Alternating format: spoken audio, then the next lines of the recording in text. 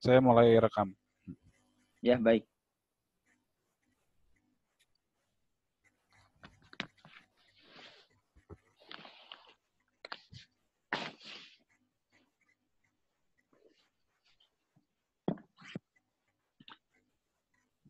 Ya, kita mulai.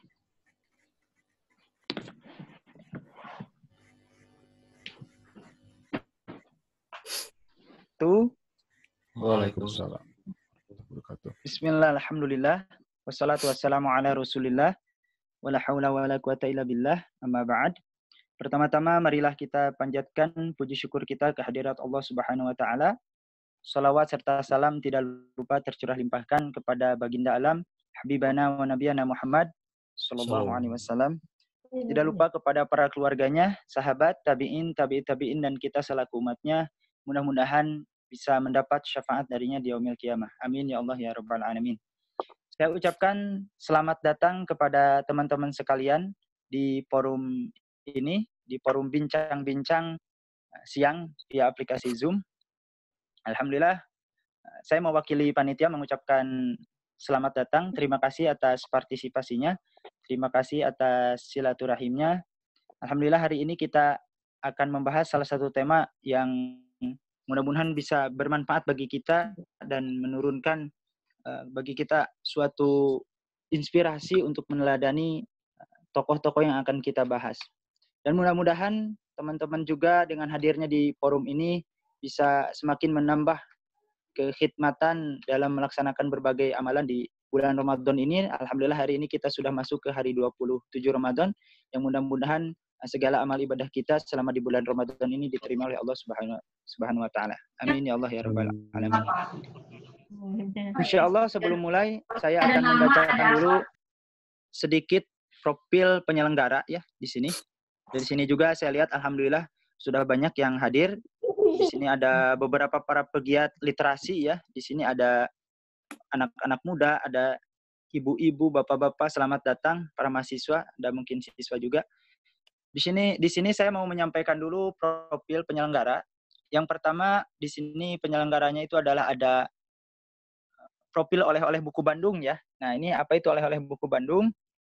Nah, jadi oleh-oleh buku Bandung ini adalah lini usaha toko buku online, Lawang Buku ya, yang menjual aneka buku dan memorabilia tematik Bandung dari masa tempo dulu sampai kini sebagai sebuah cenderamata. Dengan maksud mengenalkan khasanah sejarah Bandung kepada halayak luas. Penjualan buku bisa melalui online di Instagram Lawang Buku. Silahkan bagi teman-teman yang belum follow ya, bisa di-follow Lawang Buku Instagramnya. Nah, itu profil penyelenggara pertama. Kemudian yang kedua ada juga komunitas sahabat Heritage Bandung ya. Jadi komunitas Heritage itu apa? Bagi para pegiat Heritage mungkin nggak asing dengan istilah Heritage ya. Jadi komunitas Heritage Bandung ini berdiri pada 8 Desember 2019 dibentuk oleh anggota grup Facebook ya. Bangunan Kolonial Kota-Kota Indonesia. Jadi ada grup Facebook Bangunan Kolonial Kota-Kota Indonesia. Saat ini memiliki sekitar 100 orang anggota.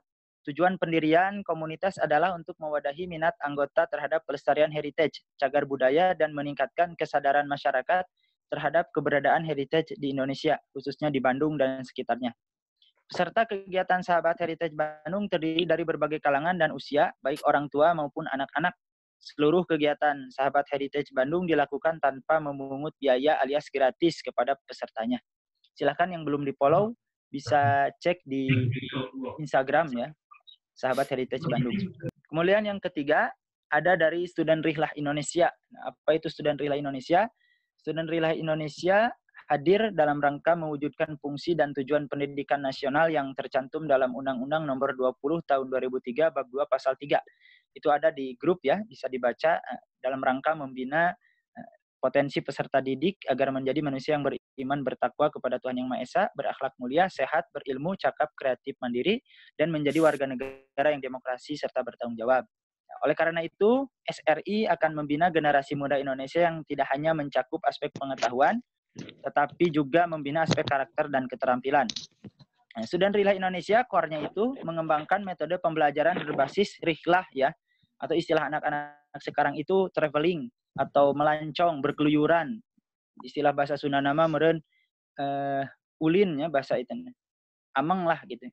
dengan melihat, mengamati, dan menyentuh secara langsung objek-objek tujuan wisata yang memiliki nilai sejarah, pendidikan, kebudayaan, sains, dan peradaban. Jadi para pelajar dan mahasiswa khususnya generasi muda, ada juga silakan ibu-ibu, bapak-bapak, akan dibina langsung belajar bersama oleh tim pengajar dari para dosen, peneliti, guru, dan mahasiswa prestasi dengan melestarikan metode rihlah ilmiah dengan mengemasnya dalam aktivitas di luar sekolah dan kampus. Jadi saat ini pengurus Student Rihlah Indonesia sekurang-kurangnya telah mengunjungi 120 kabupaten dan kota di Indonesia. Adapun kegiatannya, Student Rihlah Indonesia membuka kelas literasi, desain grafis, editing video, public speaking, wirausaha, kepenulisan, dan tentunya kegiatan utama rihlah ke berbagai negeri. Nah, untuk melihat kegiatannya silakan bisa dicek ya, yang belum memfollow di akun Instagram Student Rihlah Indonesia. Itu ada beberapa kegiatannya. Nah, itu berkaitan dengan profil penyelenggara 3 komunitas pada siang ini. Dan sekarang saya sedikit membacakan profil dulu kedua pembicara kita. Alhamdulillah di sini ada sudah gabung ya, Ustadz Nur Hadi. Alhamdulillah sudah gabung. Kemudian ada yang kedua Kang Fahri. Nah, ini saya bacakan dulu profilnya ya, luar biasa ini. Yang pertama dari Kang Fahri ya, siapa beliau? Nah, di pamfletnya itu tercatat sebagai pegiat ya, jejak Islam bangsa. Nah, jadi beliau ini adalah seorang anak muda ya, luar biasa. Beliau seorang anak muda, milenial lah, istilahnya masih milenial. Nah, beliau ini mana ya? Profilnya.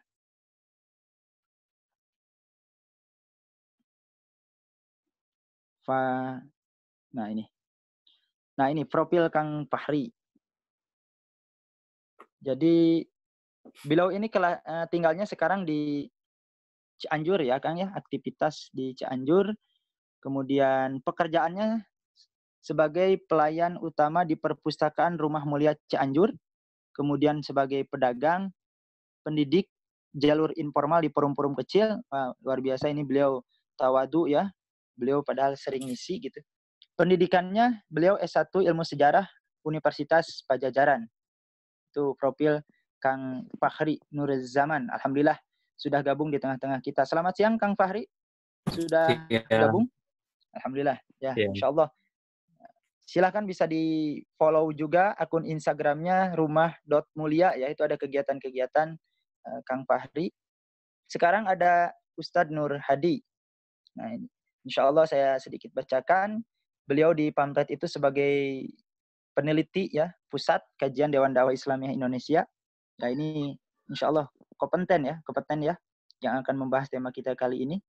Beliau kelahiran Depok ya, kemudian pendiri dan ketua Yayasan Pusat Dokumentasi Islam Indonesia Tamadun, serta pengajar di STAIP Jakarta. Jadi beliau ini nanti kita bincang-bincang luar biasa nih, Pusat Dokumentasi Islam Indonesia Tamadun, banyak nanti referensinya. Kemudian pendidikannya beliau tempuh di pendidikan Muhammadiyah, kemudian ke Pesantren Islamic Center Muhammadiyah Cianjur, lulus 2005, dan mu'alimin di Pesantren Persatuan Islam Bogor. Kemudian melanjut sekolah di Sekolah Tinggi Ilmu Dakwah Muhammad Natsir ya, Jakarta, dan pasca sarjana Universitas Ibnu Khaldun Bogor. Aktivisnya, beliau pengalaman di dunia aktivis, aktif di Pelajar Islam Indonesia, dan adalah anggota Dewan Tabkir PP Persatuan Islam, peneliti Pusat Kajian dan Majelis Fatwa Dewan Dakwah Islamiyah Indonesia, pembina Forum Silaturahim Lembaga Dakwah Kampus Indonesia, dan asisten riset Profesor Dr. Sohirin Muhammad Solihin di International Islamic University Malaysia, Kuala Lumpur. Nah, luar biasa nih. Kemudian sejak masih menjadi mahasiswa aktif menulis di berbagai media massa, ada Sabili, Hidayatullah, Tabligh PP Muhammadiyah, Sahabat, Risalah, Aku Anak Soleh, Mimbar Muhammad Natsir, Tazaka, Akhbar News Dewan Dakwah, dan Islamia Republika. Insya Allah ini banyak, luar biasa. Kemudian beliau juga menulis ya, menghasilkan berbagai tulisan buku, penyunting, buku yang telah terbit. Ada Misakon Galizo menjadi pasutri yang kokoh, setengah abad Dewan Dakwah berkiprah mengokohkan NKRI, 3 biografi pendiri dan pemimpin Dewan Dakwah Islam Indonesia, 4. Memuliakan bendera tauhid. 5. Panduan syariah tanggap bencana. 6. Panduan politik Islam. 7. Panduan dakwah kampus di Indonesia dan seterusnya.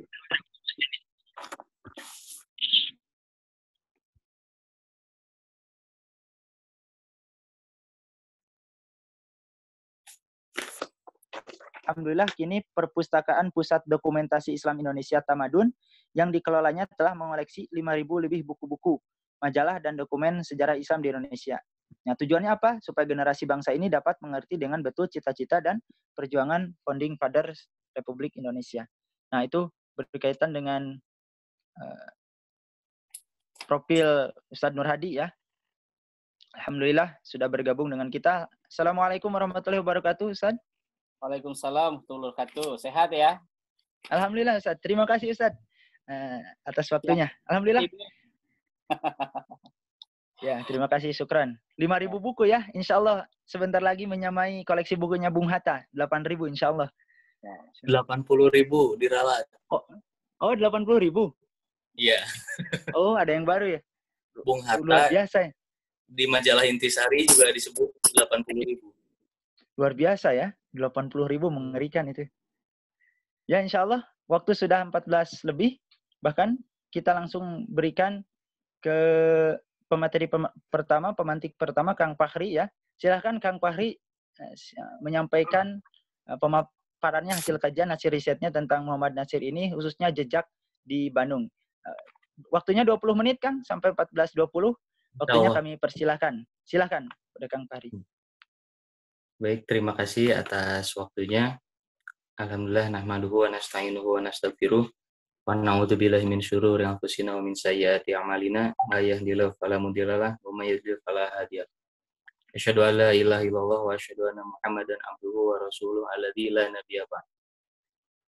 Saya ucapkan terima kasih kepada penyelenggara, terutama senior saya Kang Denny, senior dalam dunia perbukuan, atas kesempatannya dan kepercayaannya mengundang saya menyampaikan perihal jejak Bapak Muhammad Natsir di Bandung. Kalau disebut pakar sih sepertinya terlalu berlebihan ya, tapi insya Allah apa yang saya sampaikan ini juga hasil tanya-tanya, hasil baca-baca gitu. Yang saya tanya ya beberapa yang dulu pernah meneliti beliau ya doktor gitu. Jadi insya Allah datanya bisa dipertanggungjawabkan. Meskipun mungkin di sini disampaikan secara tidak terlalu formal ya. Nah, baik karena memang dalam pertemuan seperti ini waktu kita terbatas, jadi di sini saya akan benar-benar mengkhususkan tentang jejak beliau di Bandung saja gitu. Jadi kalau memang karena kan kalau untuk membicarakan pemikiran dan gerakannya itu terlalu luas ya gitu dan tidak cukup. Biasanya orang jadi tesis atau disertasi untuk hal itu. Nah, ini mudah-mudahan bisa disampaikan secara singkat jejak awal beliau ke Bandung yang saya dapat dari catatan itu dimulai tahun 1927. Nah, jadi ini permulaan beliau ke Bandung dengan tujuan bersekolah, melanjutkan sekolah menengah atas ya SMA kalau sekarang. Jadi dari daerah rantaunya beliau sengaja mempersiapkan nilai yang baik dalam rapotnya itu untuk bisa bersekolah di Pulau Jawa. Nah, singkat cerita, di usia 19 itu Pak Natsir, atau kita sebut Natsir Muda ya, terkenalnya disebut Natsir Muda, menuju Bandung. Nah, begitu sampai di sana, tinggal di siapa? Nah, menurut Ustadz Pepen Irfan Fauzan, sebagaimana umumnya, beliau kandidat doktor ya, kandidat doktor sejarah. Sebagaimana umumnya orang rantauan itu punya ikatan batin yang kuat. Jadi beliau tinggal di sepupunya bernama Latifah ya, yang ada di catatan itu bernama Latifah. Lokasinya itu di sekitaran Cihapit. Mungkin kalau untuk menampilkan peta agak sulit, tapi mudah-mudahan Akang Teteh Bapak Ibu sekalian yang di Bandung terutama bisa membayangkan sebelah mana itu Cihapit. Ya. Jadi sejak dulu kalau saya buka peta tahun 1918 memang nama itu sudah ada. Jadi bukan nama baru gitu. Nama Cihapit itu. Dan beberapa nama lain juga sudah ada di peta tahun 1918 ya. Nah, di situ pertama kali masuk AMS Afdeling A itu karena khusus di mempelajari sastra dan kebudayaan Eropa klasik. Maka di situ Pak Nasir yang tadinya baru bisa berbahasa Belanda dituntut, ya Nasir muda ini dituntut untuk bisa berbahasa Latin. Maka, nah ini yang bisa kita langsung catat dalam hal mempelajari bahasa ya, gitu. Beliau mempelajari bahasa Latin itu 6 hari sepekan. 6 hari sepekan setiap pukul 3 sore hingga setengah 5 sore. Jadi bisa kita bayangkan yang dipelajari bahasa Latin 6 hari sepekan gitu secara konsisten, bukan ecek-ecek ya gitu. Bahasa Latin kan bahasa yang terbilang klasik gitu. Bahasa yang klasik. Nah, itu untuk apa? Untuk mengejar ketertinggalan kemampuan berbahasanya. Nah, apalagi saat itu di AMS, Pak Nasir itu diejek oleh ya sebagian teman-temannya dan beberapa guru begitu tahu, oh dari Padang katanya kan, dari Mulo Padang, oh dari SMP Padang lah kurang lebih gitu ya. Langsung nyinyir gitu kalau zaman sekarang. Jadi dianggap wah pasti kemampuan bahasa-bahasa Eropanya rendah. Gitu. Nah dari situ Pak Nasir panas dan mempelajari lah gitu, ingin membuktikan bahwa saya mampu. Sampai akhirnya beliau belajar berdeklamasi dalam bahasa Belanda, terutama ya gitu, untuk menunjukkan bahwa meskipun dari daerah yang jauh dari Pulau Jawa, gitu, seorang anak rantau ini mampu bersaing bahkan dengan anak-anak para pejabat sekalipun.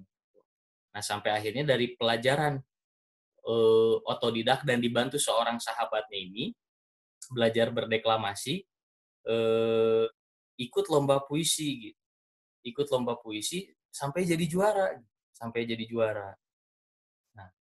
Nah itu awal mula di AMS seperti itu kisahnya.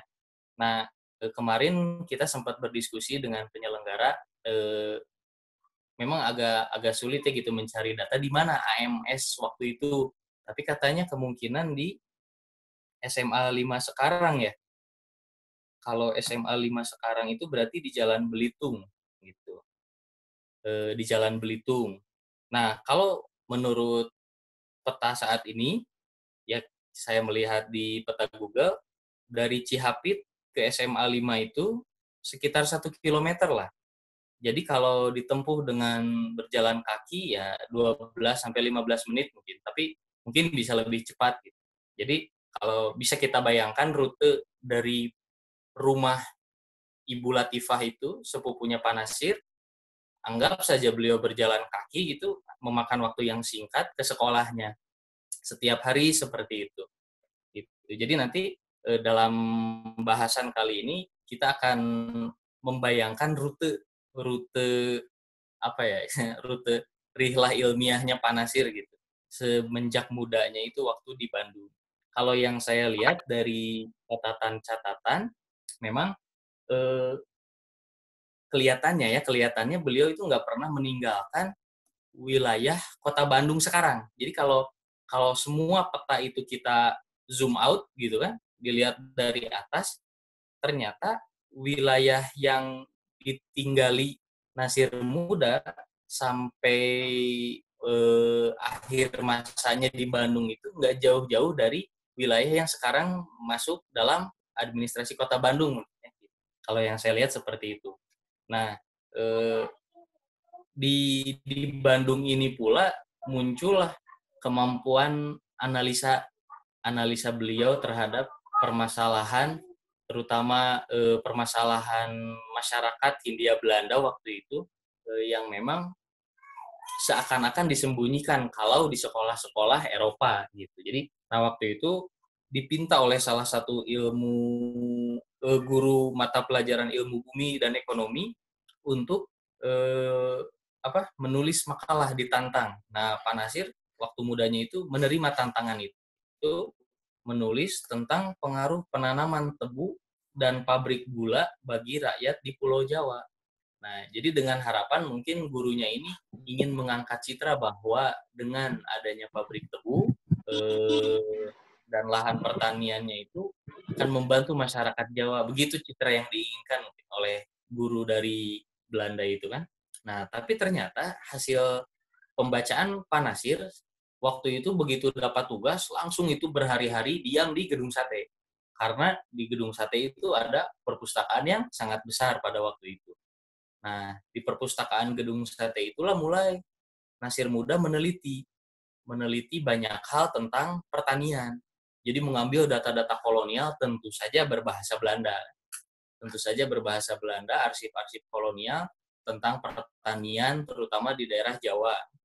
Nah, lalu dibuatlah satu makalah dalam bahasa Belanda pula. Ketika tiba waktunya, nah Pak Nasir dengan sangat percaya diri karena tadi sudah ada bekal ya belajar berdeklamasi gitu kan dengan kawannya yang pandai dan sampai juara baca puisi gitu.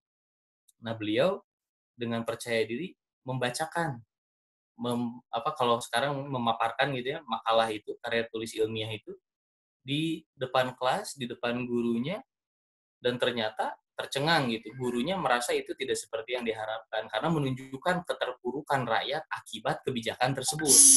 Nah, menurut para peneliti, disinilah muncul gairah jiwa sosial Pak Nasir gitu untuk menolong sesama rakyat di Hindia Belanda pada waktu itu. Nah, terlebih lagi yang paling penting adalah ketika di Bandung ini Nasir Muda mulai berkenalan. Jadi ada satu temannya bernama Fakhruddin Al-Kahiri mengenalkan Nasir Muda kepada Tuan Hasan. Dikenal Hasan Bandung ya. Kalau Profesor Syafiq Mugni itu dalam bukunya menyebut Hasan Bandung pemikir Islam radikal. Nah, dari perkenalannya ini Nasir Muda banyak tercerahkan gitu. Soal-soal kan tadi sudah dapat nih soal masyarakat dalam hal ekonomi seperti ini. Nah, lalu soal-soal seperti itu diadukan. Nah, Tuan Hasan biasanya memberikan bahan untuk soal-soal tersebut gitu. Bila soalnya dalam bahasa Belanda, biasanya Tuan Hasan memberikan hal-hal yang berkaitan dengan itu tapi paling dalam bahasa Inggris gitu. Karena menurut catatan Tuan Hasan itu tidak fasih berbahasa Belanda ya. Lalu di masa itulah Nasir Muda ini sangat tertarik. Jadi masih di akhir tahun 20-an Nasir Muda sangat tertarik dengan dunia sosial, dunia politik gitu, tapi belum terjun langsung. Nah, lalu kita kembali ke rute. Jadi dalam satu pekan sekolah di AMS itu ada rutinitas yang menarik yang selalu dilakukan Nasir Muda. Jadi selepas belajar di hari Sabtu, nah setelah pulang, berarti kalau tadi dari sekolah 1 kilometer ke rumah sepupunya itu, Ibu Latifah itu, nah sorenya itu beliau jalan-jalan gitu. Jadi setiap Sabtu petang jalan-jalan. Kalau kita lihat ya, menurut catatan Pak Lukman Hakim itu dari Cihapit, kalau dari rumahnya yang tadi ke Kedai Madrawi, yaitu kedai sate Madura. Nah, lalu dari situ kalau hitungan saya, asumsi saya menghitung lewat peta Google itu berjalan sekitar 5 km lah ke Pasar Baru. Berjalan ke Pasar Baru untuk apa ya? Dalam catatan tidak disebutkan beliau banyak belanja, tapi ya sekedar cuci mata lihat barang-barang gitu kan. Jadi itu yang biasa dilakukan sampai menjelang maghrib. Nah, nanti menjelang maghrib, jalur pulangnya itu, rute dari Pasar Barunya itu harus selalu melewati Hotel Savoy Homan. Hotel yang sangat terkenal kalau sekarang di Jalan Asia Afrika ya. Hotel itu karena setiap Sabtu petang ada orkestra. Nah, dalam orkestra itu tentu ada biola. Nah, ini biola ini adalah alat musik yang sangat disenangi oleh Pak Nasir ya. Tapi memang di masa-masa sekolah di AMS ini beliau agak mengurangi. Jadi hanya menonton saja, tidak sampai bermain, bahkan dalam petikan wawancaranya itu ya nggak sampai gila-gilaan lah gitu. Bahkan nanti saat di Pendis mengajarkan langsung biola, itu yang menyatakan itu. Jadi hanya mengajarkan agar anak-anak bisa aja, udah gitu. Nah, lalu aktivitas rutinnya, rute berikutnya yang paling sering yang saya tahu selama di Bandung itu, yaitu menemui Tuan Hasan untuk berbagai persoalan. Apalagi saat dulu di AMS itu dipinta oleh guru yang sama ya, guru ilmu bumi ekonomi itu, guru menggambar, untuk menghadiri pidato Pendeta Christoffel. Nah, di sini timbul kegersangan hati ingin menyanggah. Dan kebetulan di koran Algemene Indische Dagblad keesokan harinya terbitlah intisari pidato dari domine tersebut ya, pendeta dari Kristen Protestan itu. Nah, akhirnya laporanlah ke Tuan Hasan bahwa saya ingin membantah ini. Nah, Tuan Hasan ini tipe pendidik yang nggak ngasih sesuatu yang secara instan gitu. Jadi begitu ada persoalan, oh ini jawabannya di buku ini, di kitab ini. Beliau ngasih beberapa kitab dalam berbagai bahasa, ada yang bahasa Arab, bahasa Inggris, gitu, untuk menjawab hal itu. Jadi setiap sore setelah itu, setelah melihat laporan di koran itu, rutinlah setor tulisan. Mungkin kalau kita sekarang semacam bimbingan skripsi gitu, zaman kuliah itu, jadi tulis, bimbingan, revisi terus, sampai akhirnya tulisan bantahan itu dimuat. Nah, dari situ juga timbul sikap kritis beliau ya dalam dunia ilmiah. Nah, di mana rumah Tuan Hasan ini? Di banyak sumber disebutkan di gang belakang Pak Gade atau Pegadaian ya. Pegadaian Bandung. Kalau kita lihat, saya tidak tahu ini, nanti tolong dikoreksi bila keliru. Pegadaian Kanwil 10 itu yang di Bandung kan di Kecamatan Regol ya. Di Kecamatan Regol. Atau di jalan, tepatnya di Jalan Pungkur ya. Di Jalan Pungkur sekarang. Itu ada pegadaian yang besar. Namanya itu Pegadaian Kanwil 10. Nah, saya lihat memang di sekitar situ ada jalan masuk gitu, ada jalan masuk untuk ke arah belakang. Tapi entah mungkin rumah peninggalan Tuan Hasan masih ada atau enggak, itu belum bisa dipastikan ya gitu. Tapi yang jelas rumahnya itu terletak di belakang Pegadaian itu. Gitu. Jadi kalau tadi dari Cihapit, nah yang paling sering adalah rutenya ke sini untuk berdiskusi. Yang paling spesial bagi dirinya semasa muda adalah berguru kepada Tuan Hasan itu. Itu. Kalau secara rute jalan kaki menurut peta Google itu berjalan sekitar 43 menit lah dari Cihapit ke Pegadaian itu. Jaraknya sekitar 3,5 kilometer. Jadi nggak terlalu jauh sebetulnya. Nah ini jadi lingkarannya itu terus di situ. Pak Nasir itu aktivitas dari Cihapit gitu terus. Nah tadi kalau asumsinya kalau SMA 5 sekarang adalah AMS dulu, berarti itu ada di Jalan Belitung sekarang. Dari Cihapit pun jaraknya sangat dekat, hanya 1 kilometer.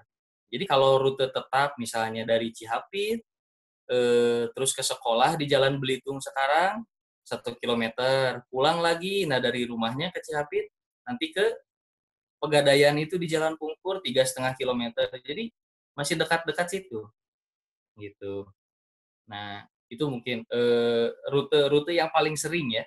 Nah, nanti ada lagi rubah rute ketika beliau mulai mendirikan Pendis gitu. Mulai mendirikan Pendis. Jadi setelah tamat, kabarnya Nasir Muda ini mengontrak di Ciatel. Mengontrak di daerah Ciatel dengan modal hasil nabung beasiswa waktu di Pendis, waktu di AMS. Jadi sebagian beasiswanya itu ditabung. Nah, tabungannya inilah berjumlah 65 gulden dipakai sewa rumah di Ciatel. Harga sewanya 3,5 gulden per bulan plus listrik 1,75 gulden per bulan. Gitu. Nah, di tahun 1930 ini nanti barulah secara formal berpolitik ya Nasir Muda ini, meskipun sebelumnya itu sudah mulai yang pendidikan dulu. Nah, gimana moderator ini mau ditambahin dulu apa break dulu? Udah 1921. Udah 1421. Kang Tatang? Break dulu paling Kang. Nanti kita Oh iya, lanjut diskusi. Iya, Gak silakan. apa-apa ya? Ada beberapa sedikit lagi hanya tentang pendis yang belum. Baik. Nanti kita lanjut di diskusi untuk pendisnya. Baik, Ya, terima silakan. kasih Kang Fakhri yang telah menyampaikan ya. Luar biasa tadi mukadimah bagi kita pengantar. Nanti kita di sesi diskusi. Sekarang kita lanjut ke Ustadz Nur Hadi. Halo, Assalamualaikum Ustadz. Sudah gabung? Ya, waalaikumsalam warahmatullahi wabarakatuh. Ya, Alhamdulillah. Alhamdulillah ini sudah bergabung. Silahkan bisa disampaikan mungkin Ustadz berkaitan dengan jejak M. Nasir yang ada di Bandung, hasil kajian-kajian risetnya. Untuk waktunya 20 menit Ustadz sampai 14.40. Kepada Ustadz kami persilahkan.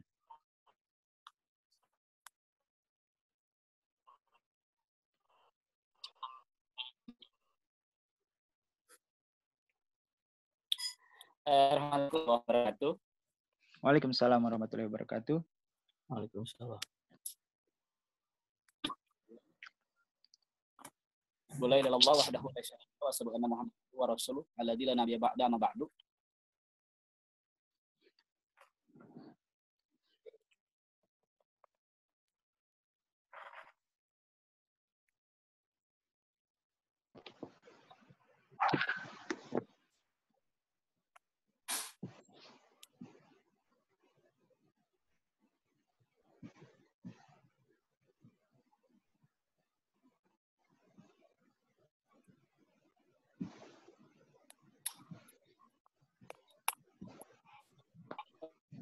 Ya, assalamualaikum warahmatullahi. Waalaikumsalam warahmatullahi wabarakatuh. Kita mulai. Alhamdulillah, sallallahu alaihi wahdahu la syarika lahu wa asyhadu anna Muhammadan abduhu wa rasuluh alladzi la nabiyya ba'da ma ba'du. Para kawan-kawan yang dimuliakan Allah, para panitia dan para peserta dan Kang Fahri. Alhamdulillah, puji syukur kepada Allah yang terus memberikan kita nikmat kekuatan di siang hari ini. Kita terus mengkaji heritage tentang sejarah napak-tilas tentang Pak Nasir. Sebagaimana yang tadi disampaikan oleh moderator, saya akan mengkhususkan tentang Pak Nasir selama beliau di Bandung. Yang pertama, acara kita ini sebagai salah satu usaha cara merawat warisan leluhur.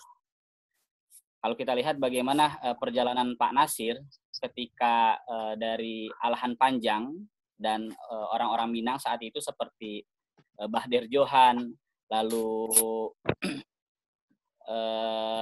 ada Abu Hanifah, ada Fakhruddin Al-Khahiri, termasuk Isa Ansori, mereka juga ikut merantau. Jadi orang-orang Minang ini ketika mereka merantau, ada dua tempat Pulau Jawa yang mereka tuju untuk merubah nasib mereka. Karena bagi mereka, yang merubah nasib seseorang adalah pendidikan. Ada dua Pulau Jawa, yang pertama adalah Jakarta, dan yang kedua adalah Bandung. Ketika mereka ke Bandung, seperti Pak Nasir, seperti Fakhruddin Al-Khahiri, lalu Umi Nur Nahar, istri yang kelak menjadi istrinya Pak Nasir, mereka belajar ke Bandung. Pak Nasir belajar di AMS, Adem Med School. Lalu generasi Minang yang belajar ke Jakarta seperti Abu Hanifah, Bahder Johan, mereka sekolah di Stovia. Memang menarik, generasi orang-orang seperti Nasir, orang-orang Minang ini adalah orang-orang yang survive ketika mereka ingin merubah nasibnya. Kita ketahui Pak Nasir ini orang yang sangat menderita ketika mereka Pak Nasir sangat kekurangan secara materi, tetapi untuk melakukan menjadi orang yang survive, orang yang struggle, Pak Nasir kemudian hijrah. Ya, sebenarnya beliau ini orang Maninjau, kemudian hijrah ke Solok, Alhan Panjang, dan kemudian dari Alhan Panjang dia ke Bandung. Nah, pertanyaan yang mendasar, Pak Nasir kemudian ke Bandung apakah ujuk-ujuk? Enggak. Nah, Pak Nasir ini ketika di surau, ya, di madrasah, waktu dia di Alhan Panjang, dia sudah membaca buku-buku, dan kita ketahui buku-buku penerbitan saat itu yang cukup populer, ya, di zaman Hindia Belanda diterbitkan di Bandung. Salah satu nanti Kang Fahri bisa cek, ada buku yang penerbit Bandung, Van Hoof. Van Hoof ini adalah orang Belanda, dia seorang pengusaha penerbitan buku yang banyak menerbitkan buku-buku luar biasa, kajian tokoh-tokoh Indonesia seperti Srike menulis Indonesian sosiologi, lalu ada lagi Van Leur, dia menulis Indonesian Trade and Society. Ini bukunya Van Leur, terbit di Bandung, Van Hoof. Nah, Van Hoof ini posisinya di Sumur Bandung. Termasuk kelak juga bukunya Pak Nasir itu diterbitkan di Van Hoof. Nah, kalau kita melacak tahun 50-an, anak-anak Malaysia ketika itu seperti generasi Anwar Ibrahim, dia bertemu dengan anak-anak yang sejaman seperti Cak Nur, Nurholis Majid, Mar'i Muhammad, lalu Endang Saifuddin Al-Ansari. Ya. Karena mereka ini adalah anak-anak Masyumi, mereka ketemu dengan para tokoh-tokoh Masyumi, ketemu Pak Isa Ansori. Nah, yang menarik, Endang Saifuddin Ansori ini, anaknya Pak Isa Ansori, mengajak Anwar Ibrahim ke satu toko buku di daerah Sumur Bandung, kata Anwar Ibrahim. Toko buku yang tahun 70-an, kata Anwar, toko buku tua, ya, lalu berdebu, ya kan. Dan disitulah, kata Anwar Ibrahim, saya menemukan hazanah, ya, hazanah mutiara yang tak ternilai harganya, yaitu Kapita Selecta. Kita ketahui bahwasanya buku Kapita Selecta yang ditulis oleh Pak Nasir, ya, itu diterbitkan pertama kali oleh Van Hoof, satu penerbitan yang cukup terkenal di Bandung, di daerah Sumur Bandung. Nah, saya kira ini juga penting, Bu, untuk kita semua. Itu yang pertama. Lalu yang kedua, saya baru beli buku ini 5 bulan yang lalu. Judul bukunya Bandung, Kilas Peristiwa di Mata Filatelis, sebuah wisata sejarah. Buku ini diterbitkan oleh Kiblat, sebuah penerbitan yang dipunyai oleh Pak Ai Prosidi, seorang sastrawan, dan ditulis oleh kolektor Sudarsono Katam Kartodiwiro. Ya. Buku ini luar biasa. Didukung juga oleh pemerintah Bandung sekaligus Jawa Barat. Buku ini tebalnya 673 halaman. Ya. Saya dapat buku ini beli langsung di Kiblat, di perpustakaannya Pak Ai Prosidi. Cuma sayang, dari halaman pertama sampai halaman 670, saya tidak menemukan sama sekali jejak-jejak Pak Nasir. Atau secara umumnya adalah jejak-jejak Islam. Jejaknya Ahasan, ya. Ini kan Ahasan luar biasa. Lalu jejaknya Fakhruddin Al-Kahiri, ya kan. Fakhruddin Al-Kahiri ini kan dia seorang tokoh orang Minang yang kemudian hijrah dari Minang ke mana? Ke Bandung. Dan dia keturunan Timur Tengah, Kahiri.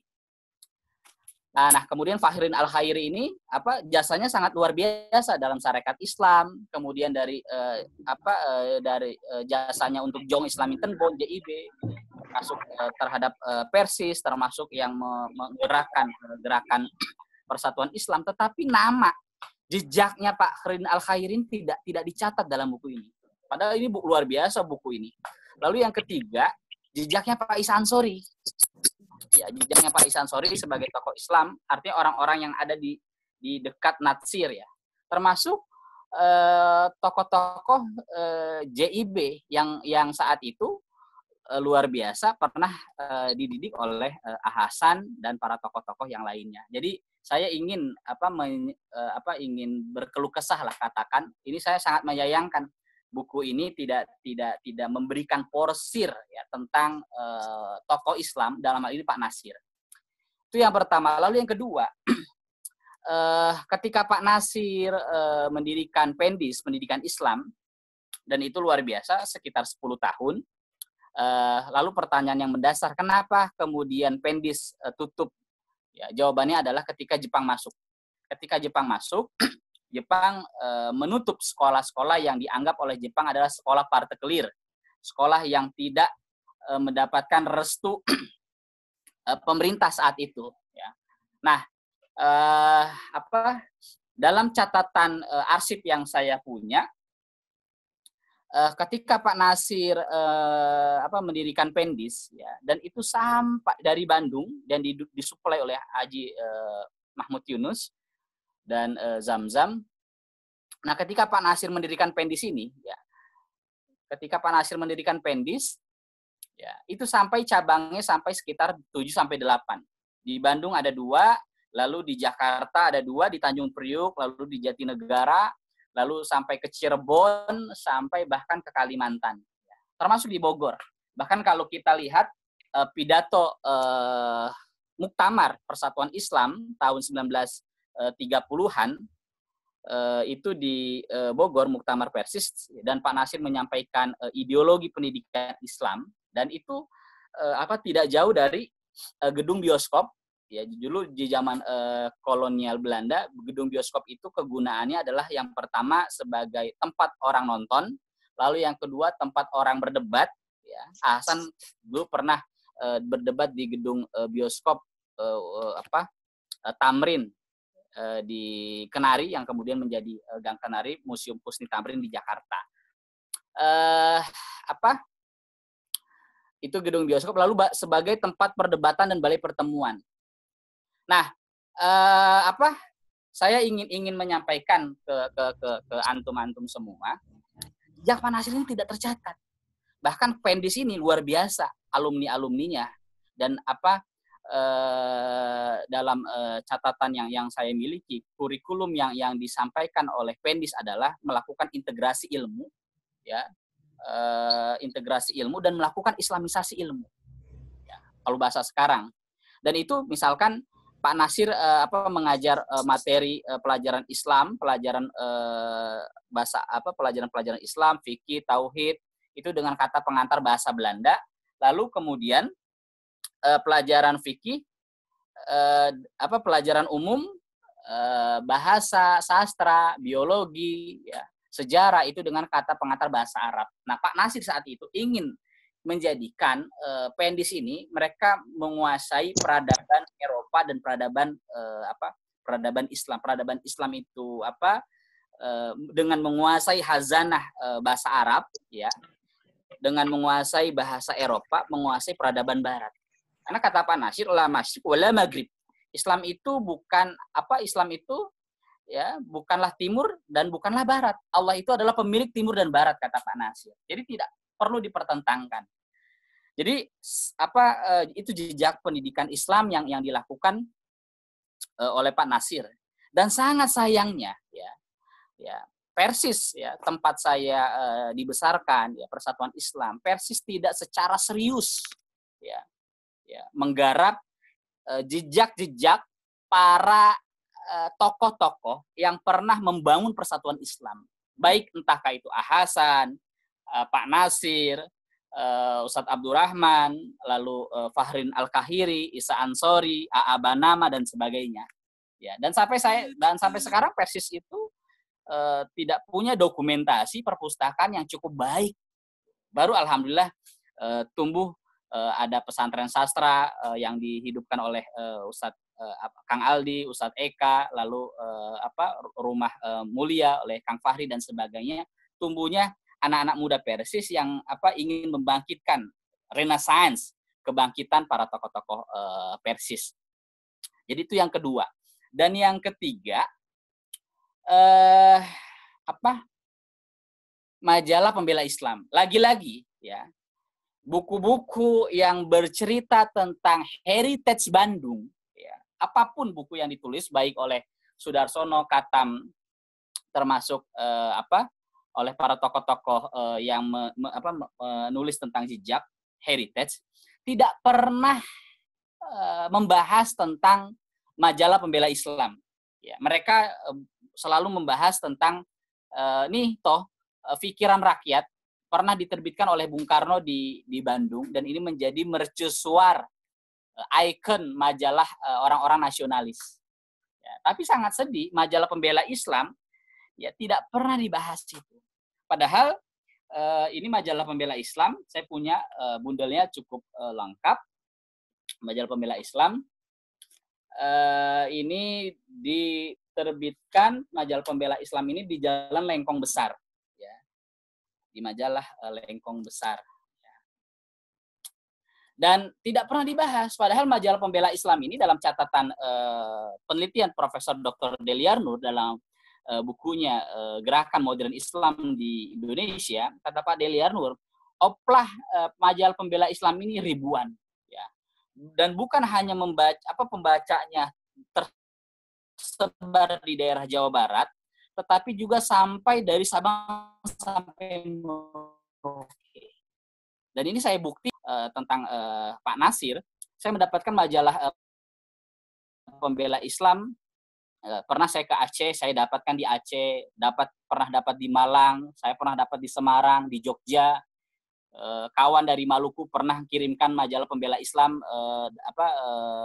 dari Maluku juga. Bahkan ada satu iklan di majalah pembela Islam itu,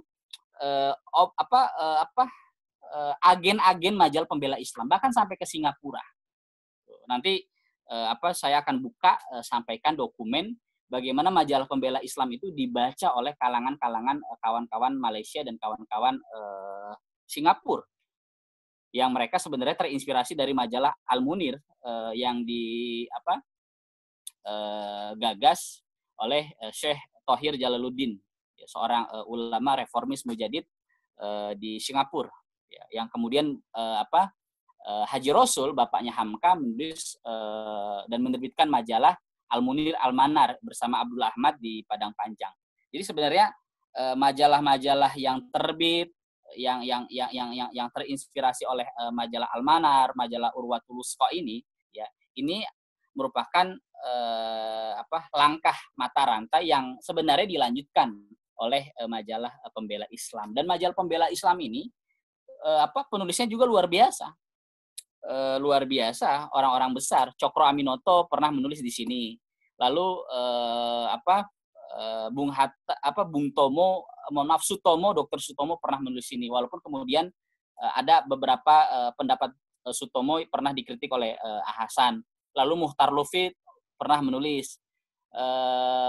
Ahmad Syarkati juga pernah menulis, dan para tokoh-tokoh nasional lah saat itu. Jadi saya ingin menyampaikan dalam forum ini ada satu langkah yang perlu kita lakukan secara serius, adalah mendesak kepada bupati atau wali kota agar heritage Nasir ini, ya, perlu kita hidupkan, ya. Sebagaimana heritage orang-orang barat untuk membangkitkan kekuatan, mereka membangkitkan para tokoh-tokohnya. Ada museum Shakespeare, ada museum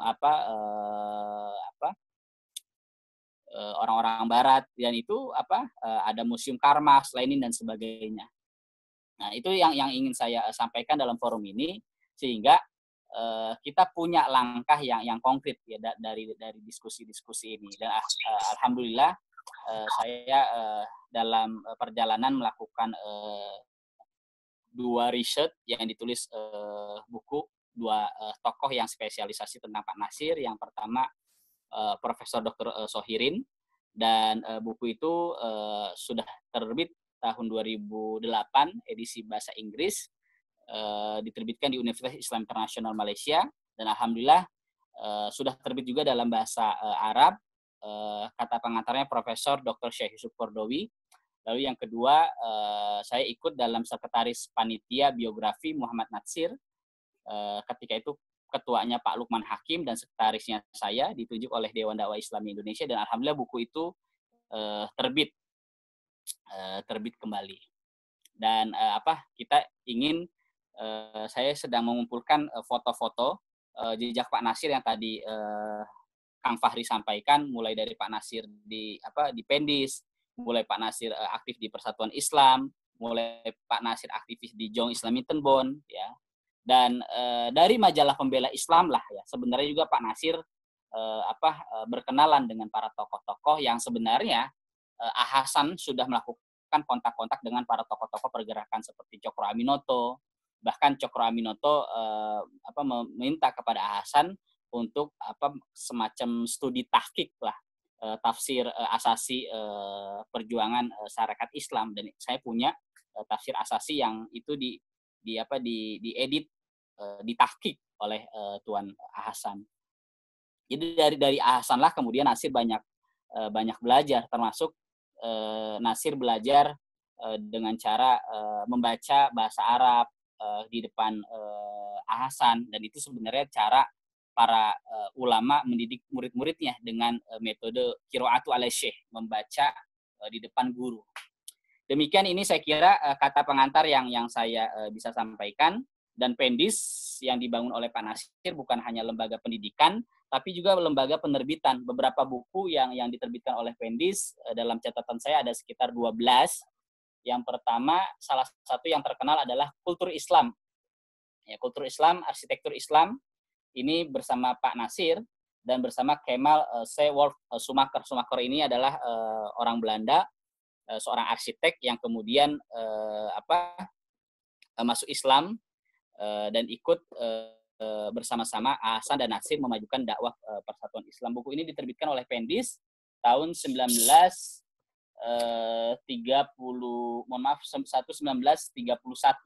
Ya. Lalu ini juga Pak Nasir menulis novel Hidup Bahagia, Muhammad Nasir dan Nasrun AS.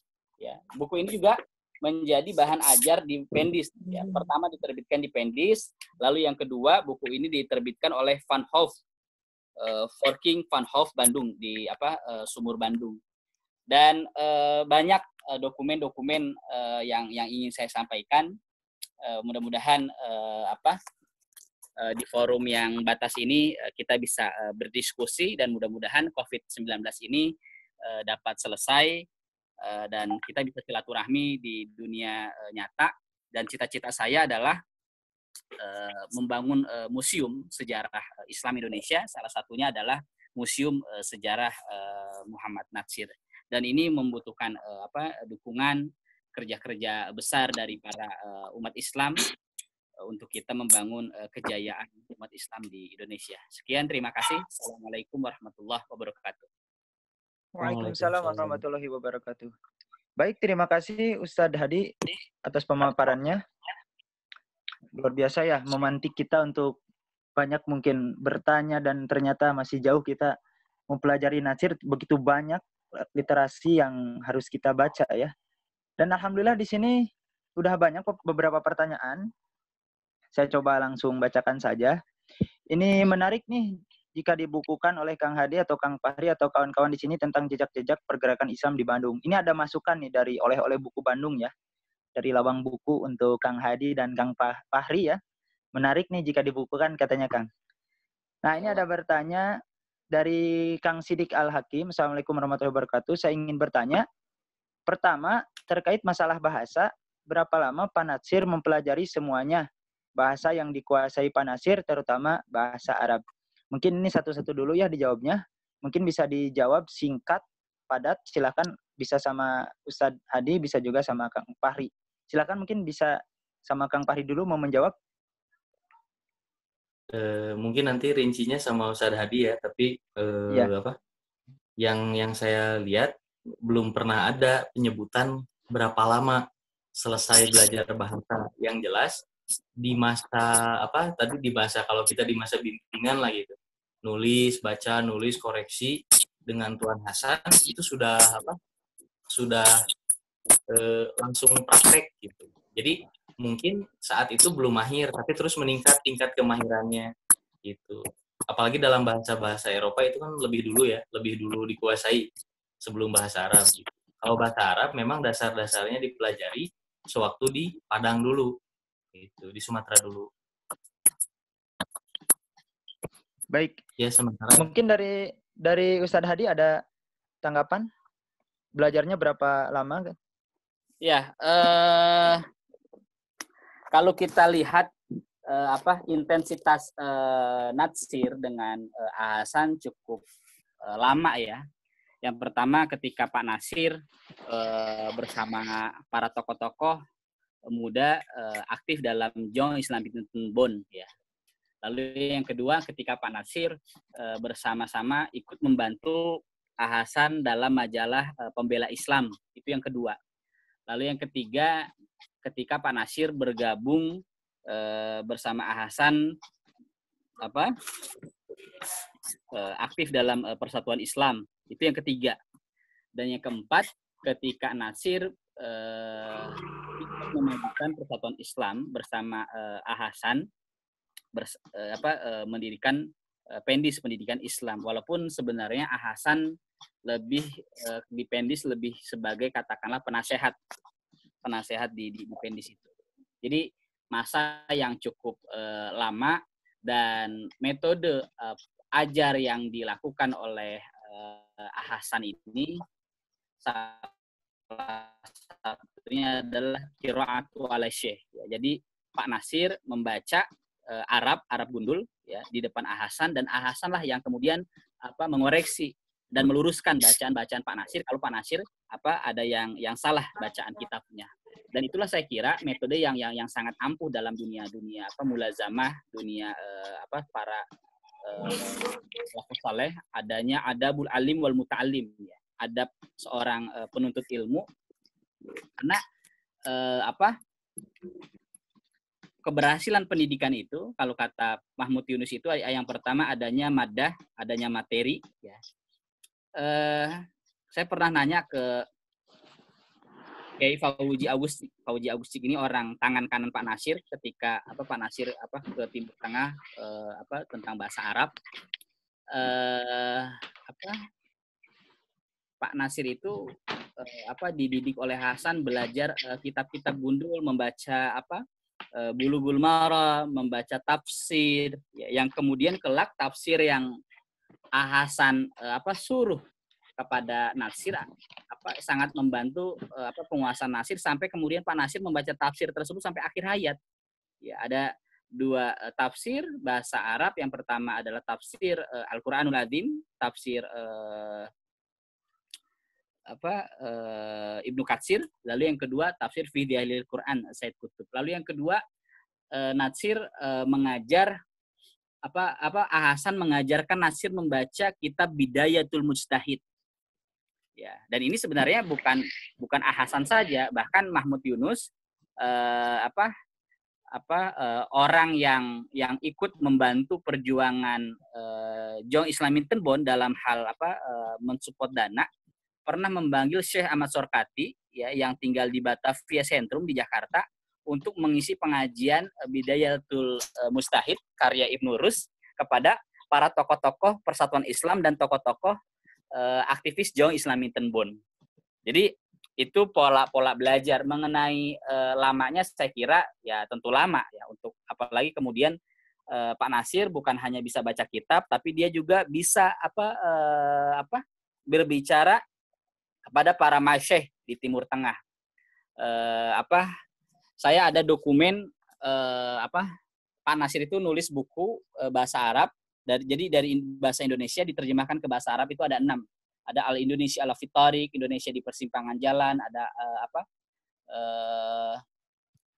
Al-Indonesia Wan Nasraniyah, Indonesia Kristenisasi Islam dan Kristen di Indonesia. Islam dan Kristenisasi di Indonesia. Lalu Pak Nasir juga menulis Fiqh Dakwah, diterbitkan diterjemahkan ke bahasa Arab. Jadi kalau orang percakapan hiwar, dia bisa ngomong bahasa Arab, belum tentu dia bisa baca kitab. Dan inilah saya kira yang tradisi ini diajarkan oleh para tokoh-tokoh Persis sampai sekarang.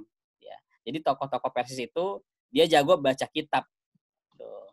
Tapi karena dia tidak terbiasa dalam forum-forum mulazama, forum-forum silaturahmi para syekh ketika ngomong itu masih agak kagok gitu. Tapi kalau dilatih ya mereka akan jago.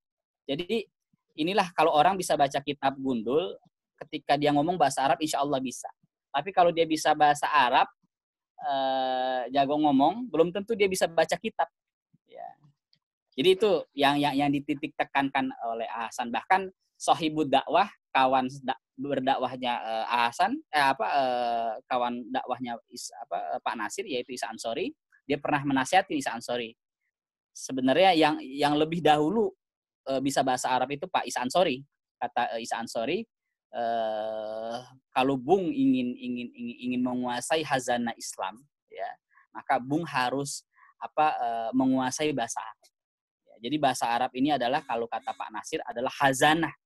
Ya, untuk kita membungkak kembali ya master of mind ya pemikiran-pemikiran ulama-ulama klasik yang itu perlu kita hidupkan kembali. Baik, itu yang saya bisa sampaikan. Baik, terima kasih Ustadz atas penyampaiannya. Sekarang kita lanjut ke pertanyaan selanjutnya, berhubung masih banyak ini pertanyaan, paling nanti kita bergiliran yang jawabnya.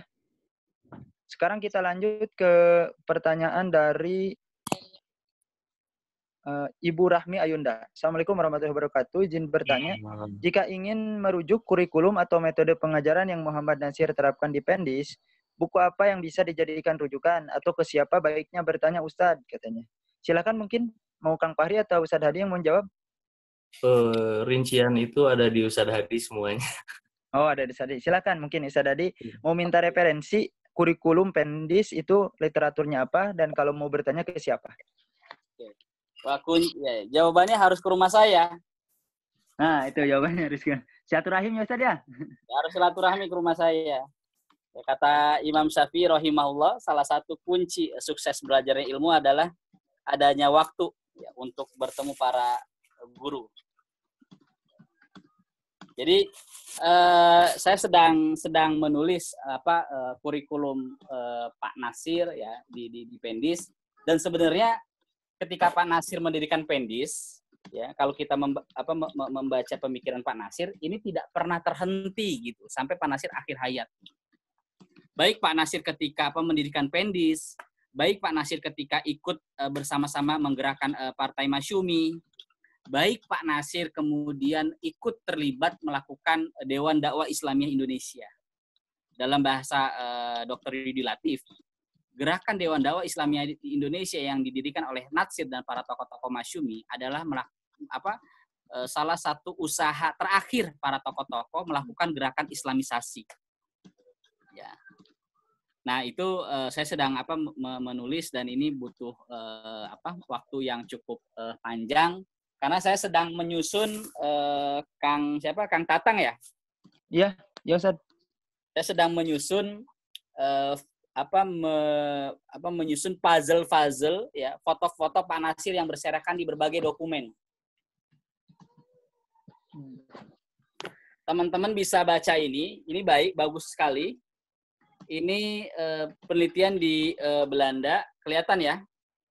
Iya, kelihatan Ustaz. Ini Van Dulmen, dia menulis biografi Rolf Schumacher, seorang arsitektur tropis modern, dan buku ini diterbitkan oleh Komunitas Bambu. Jadi Schumacher ini adalah orang yang bersama-sama Pak Nasir juga mengembangkan penerbitan pendidikan Islam dalam hal ini seni dan kebudayaan arsitektur Islam, tapi kemudian ini tidak dibahas lebih dalam ya oleh buku ini, termasuk oleh para sejarawan-sejarawan yang lain. Nah, yang ingin saya sampaikan, penanya sudah punya belum buku biografi yang Pak Lukman Hakim bersama tim termasuk saya ikut menulis? Nah, jadi, itu 85% buku itu Pak Lukman yang menulis dan saya ikut menulis dalam buku itu, dan 80% ya, saya yang menyuplai data-data tentang Pak Nasir, dan mohon doanya saya sedang membantu Profesor Dr. Sohirin, seorang putra dari Sunda, tataran Sunda, yang 20 tahun hidupnya di Malaysia, menjadi guru besar Universitas Islam Internasional Malaysia. Beliau sedang mentahqiq buku Fiqh Dakwah Pak Nasir. Ya. Dan itu juga pengembangan riset beliau terhadap materi-materi pendis yang beliau sampaikan kepada umat. Jadi kalau mau tahu Pak Nasir berjuang di pendis, teman-teman bisa baca buku Fiqh Dakwah Pak Nasir halaman terakhir. Ya. Itu cukup menarik. Termasuk membaca Kapita Selecta di jilid 1 kalau tidak salah, di jilid 1 itu tentang pendidikan kita, kondisi guru-guru, ya. Jadi itu saya kira tentang pendis, dan buku ini sedang kita perbanyak. Ini bukan membajak ya. Buku ini buku sastra, Hidup Bahagia. Ini buku novel yang ditulis oleh Pak Nasir bersama Nasrun AS. Nasrun AS ini orang Minang yang kelak menjadi tokoh Minang, sahabatnya Pak Nasir. Dan buku ini menjadi bahan ajar di pendis pendidikan Islam. Dan seharusnya saya kira sekolah-sekolah khususnya pesantren Persis, ya, kalau pesantren Persis mau melahirkan khususnya katakanlah kader-kader Persis yang tangguh, ya, maka setiap lembaga-lembaga pendidikan Persis harus menyiapkan buku-buku tokoh-tokoh Persis. Insya Allah Rumah Mulia akan siap bantu nanti. Ya. Insya Allah. Ya, karena kita sangat sedih, banyak jangankan anak-anak di luar Persis lah. Anak-anak Persis sendiri mereka nggak kenal dengan Natsir. Anak-anak Persis sendiri nggak kenal dengan Isa Ansori. Anak-anak Persis sendiri nggak kenal dengan para tokoh-tokoh muassis, founding father tokoh Persatuan Islam.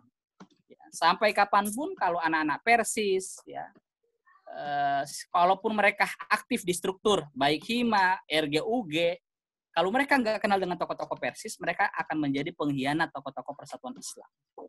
Jadi itu yang saya bisa sampaikan. Baik. Terima kasih Ustadz atas jawabannya. Jadi begitu Ibu. Jadi kesimpulannya nanti bisa silaturahmi. Saya lupa Kang. Ya. Ini saya ada foto. Ini dokumen. Ini foto ini. Ini kelihatan ya? Iya kelihatan Ustadz. Foto guru-guru pendis. Ini saya dapat foto asli.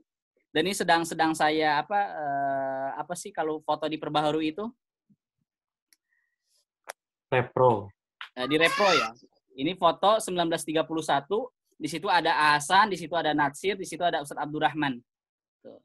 Insyaallah kalau buku repronya ini udah selesai, saya mau kirimkan ke Rumah Mulia ya. Sama toko buku lawang lah, kita bisa lebih kerja serius lagi dalam kerja heritage ini. Baik Ustadz. Ini pertanyaan masih banyak. Waktu 30 menit lagi. Saya coba singkat ya. Begitu Ibu Rahmi, jadi nanti bisa silaturahim ke Ustadz Hadi ya di Jakarta beliau. Nanti lihat perpustakaannya. Sekarang kita lanjut ke pertanyaan Pak Sidik. Yang kedua, siapakah tokoh mempengaruhi pemikiran Pak Nasir di Bandung selain Ahsan? Ini sudah ya. Sudah dijawab tadi. Lengkap, banyak yang mempengaruhinya. Kemudian dari... Ada 3 pernyataan. Oh, ada. Pernyataan resmi Pak Nasir 3. Siapa Kang? Siapa aja? Yang 2 lagi itu Haji Agus Salim, 1 lagi Syekh Ahmad Surkati. Yang resmi paling mempengaruhi 3 itu.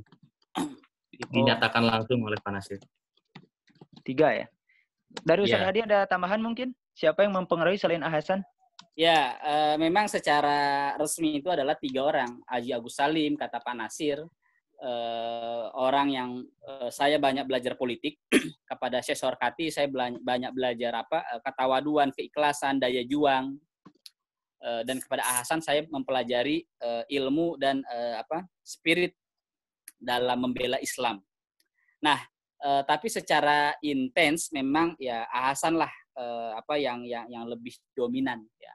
Walaupun Pak Nasir sudah banyak membaca buku-buku Syekh Amir Syakib Arslan, sudah membaca Muhammad Abduh, sudah membaca buku pemikiran Ibnu Taimiyah, sudah membaca buku Imam Al-Ghazali dan sebagainya. Dan itu artinya buku-buku yang cukup mempengaruhi Pak Nasir. Tapi yang menarik, Kang Fahri, Kang Tatang, dan para kawan-kawan, saya menemukan satu dokumen di majalah Kiblat tahun 1981. Pak Nasir menulis antara astagfirullahaladzim, antara Bandung dan Senen. Jadi Pak Nasir ini suatu ketika naik kereta dari Bandung ke Senen, ya, ke Jakarta, dan di kereta itu ternyata ya ketemu dengan seorang tokoh pemimpin satu gerbong. Pak Nasir merenung, melihat ini siapa ya. Ternyata kemudian Pak Nasir mendatangi orang itu dan kemudian memberanikan, kata Pak Nasir, apakah benar ini Tuan Cokro Aminoto? Lalu Cokro Aminoto? Ya, saya adalah Cokro Aminoto. Ya. Lalu mereka berdiskusi panjang, kata Pak Nasir, saya melihat seorang pemimpin yang kemana-mana membawa tas dan membawa semacam tempat kayak buat tempat tidur ya. Velvet. Dan itu biasa kata Nasir itu. Dan disitulah saya banyak mempelajari Cokro dari tatapan matanya, dari tatapan suaranya ya untuk memperjuangkan rakyat kecil dan memperjuangkan Islam. Jadi Nasir itu pernah bertemu dengan Cokro Aminoto secara tidak langsung ya. Tidak langsung tahun 1930-an. Ya, ketika sama-sama dari naik kereta Bandung ke Senen, dan Cokro ketika itu habis melakukan melakukan kunjungan ke para aktivis Sarekat Islam di Bandung saat itu. Mungkin itu. Baik Ustaz. Terima kasih atas jawabannya Ustaz. Kita lanjut. Begitu ya Pak Lukman. Kemudian sekarang kita Pak Sidik. Sekarang kita lanjut ke Kang Akmal. Pertanyaan dari Kang Akmal. Bismillah, izin bertanya, bagaimana interaksi kaum Islamis dan nasionalis di Bandung sebagai spektrum keilmuan pada saat itu? Silakan, mungkin bisa dijawab sama Ustadz Adi atau Kang Fahri. Siapa yang mau jawab? Ya, Kang Fahri aja dulu. Saya Kang Fahri, silakan. Ya, baik. Kalau soal spektrum itu, kalau kita terjemahkan spektrum sebagai kumpulan cahaya yang membentuk pelangi gitu ya, mungkin berarti di Bandung itu kan ada iklim ilmiah yang sangat tinggi kan sejak dulu dan sampai sekarang memang terasa gitu. Nah, interaksinya itu sangat erat. Kalau kita ambil contoh kasus dari kubu Pak Nasir lewat pembela Islamnya yang Tuan Hasan dirikan ini dengan kubu PNI-nya Bung Karno gitu kan. Nah, kalau kita ambil ini contoh kasus dalam wacana intelektual, dua kubu ini saling serang. Jadi setiap satu nulis di koran, yang satu bantah. Nanti udah dibantah, yang satu bantah lagi. Terus begitu. Dan ini terbawa sampai beliau ini jadi senior gitu kan. Jadi para pemimpin bangsa ini setelah Indonesia merdeka, perdebatan itu terus terjadi. Nah, tapi itu dalam ranah ilmiah, dalam ranah ideologi memang terjadi pertentangan yang sangat keras. Namun dalam urusan pribadi sama sekali tidak. Contohnya apa? Ketika mungkin teman-teman dan khususnya Kang Denny yang punya lawang buku ini pasti tahu soal Bung Karno di pengadilan kolonial, itu kan buku lama itu. Jadi dulu Bung Karno pernah diadili karena aktivismenya itu oleh pemerintah kolonial di Landard ya, Gedung Indonesia Menggugat sekarang ya. Nah, itu kelompok yang pertama membela Bung Karno melalui tulisan itu pembela Islam. Jadi meskipun berseberangan, ketika Bung Karno diadili oleh Belanda, itu dibela oleh pembela Islam. Bahkan Haji Agus Salim pun tulisannya itu dimuat dalam pembela Islam. Judul tulisan Haji Agus Salim itu Hakim, Hukum, dan Keadilan. Tulisannya sangat lantang dan tajam. Nah, ini dimuat gitu. Jadi kasus berikutnya setelah di penjara di Sukamiskin, kalau sekarang Sukamiskin itu di Arca Manik ya. Nah, Sukamiskin itu kelompok yang pertama kali menjenguk Bung Karno itu bukan PNI, tapi pembela Islam. Jadi Tuan Hasan, Pak Nasir, itu mereka-mereka yang pertama nengok. Itu bahkan hampir setiap nengok itu bawa biji jambu mede, kesukaan Bung Karno. Gitu. Nah, dari situ terjadi obrolan, banyak obrolan. Bahkan nanti setelah Bung Karno dibuang ke ND, itu jangankan untuk dikirimi buku gitu kan, Bung Karnonya sendiri sampai curhat, tolonglah saya sedang kesulitan ekonomi karena ya tadi sudah mau dibuang, segala dibatasi lah gitu pergerakan Bung Karno di sana, sehingga kebutuhan keluarganya kurang tercukupi. Maka sampai bilang kepada Tuan Hasan, tolonglah kiranya saudara dapat membantu memasarkan buku yang sedang saya terjemahkan. Gitu. Jadi sedang menerjemahkan satu buku tentang profil tokoh, ingin diterjemahkan ke bahasa Indonesia dari bahasa Inggris.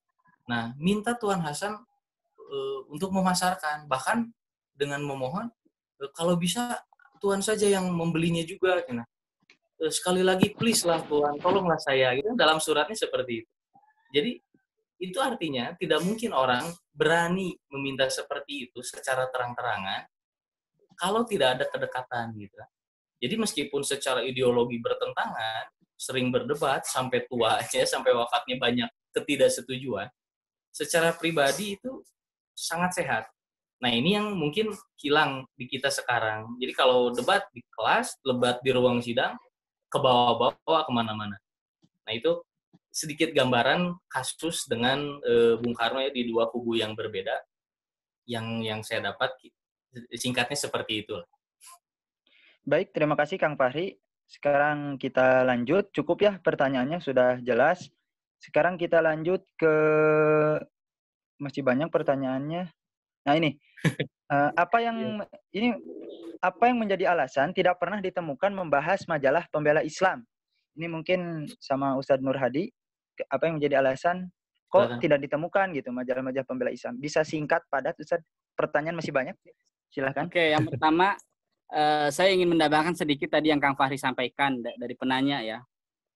Istilah nasionalis dan Islamis ini juga sangat berdampak sangat fatal. Dan ini istilah yang sudah dikritisi oleh Endang Saifuddin Al-Ansori. Seakan-akan orang yang Islamis ini tidak orang nasionalis.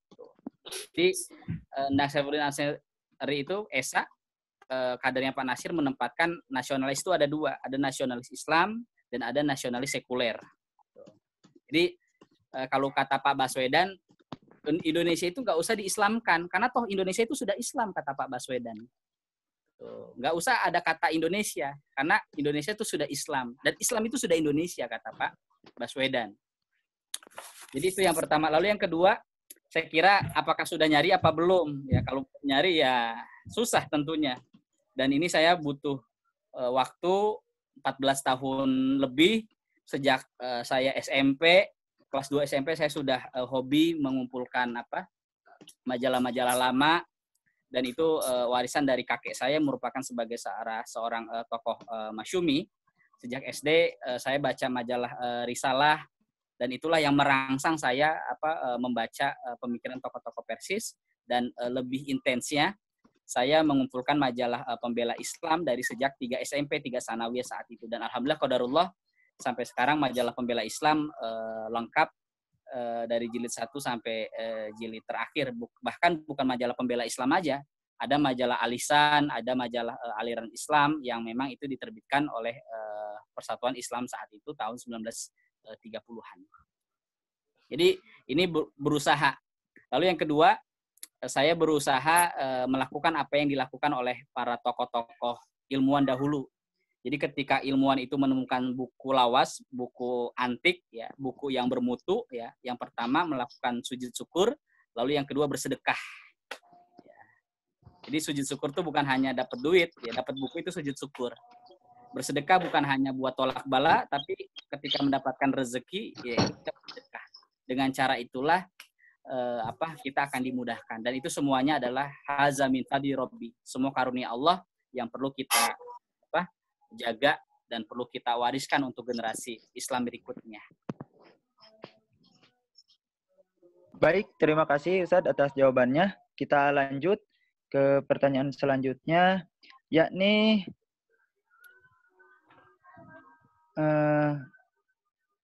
izin bertanya dari Mas Nopal, bagaimana sikap Nasir terhadap gerakan pembaharuan Islam pada saat muda? Adakah dokumen literatur yang menjelaskan soal itu? Mungkin Ustadz Hadi bisa menjawabnya. Apakah ada dokumen yang menjelaskannya? Gimana? Ini pertanyaan, bagaimana sikap Nasir terhadap gerakan pembaharuan Islam? Jadi sikap Nasir saat muda ya terhadap gerakan pembaharuan Islam. Bagaimana Ustaz sikapnya? Adakah dokumen literatur yang menjelaskan soal itu? Oke, ya ketika Pak Nasir nulis di majalah Pembela Islam, termasuk di majalah Alisan, nama Pak Nasir, nama penanya adalah Amuklis. Ya. Dan kemudian jadi gini, kalau Anda cari majalah Pembela Islam, susah lah. Ya. Kalau Anda mau baca majalah Pembela Islam, Anda harus punya buku Kapita Selekta. Di Kang Fahri ada itu loh.